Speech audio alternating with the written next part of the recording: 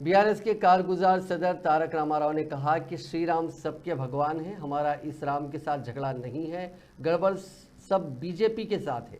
KTR ने मल्काजगिरी लोकसभा हल्के में मुनक्किदा बीआरएस इजलास में शिरकत की और खिताब किया। अपने खिताब में उन्होंने कहा कि अगर आप बीजेपी वालों से पूछें कि उन्होंने इन 10 सालों में क्या किया तो वो कहेंगे जय श्री राम।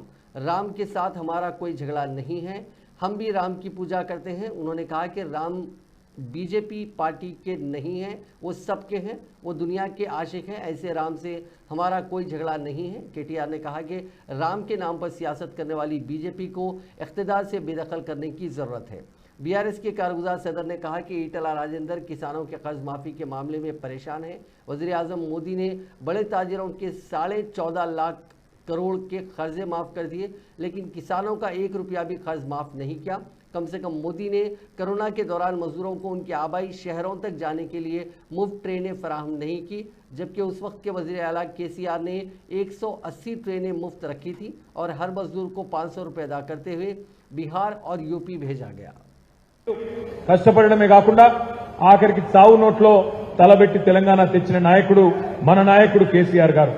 అందుకే తెలంగాణ ప్రజలు ఏ నాయకుడైతే పోరాడి తెలంగాణ తెచ్చిండో ఆయన చేతుల్లో అయితేనే తెలంగాణ బాగుంటుందని చెప్పి 10 ఏళ్లు మనకు అవకాశం ఇచ్చింది. అవకాశం ఇచ్చినప్పుడు చాలా పని చేసినాం.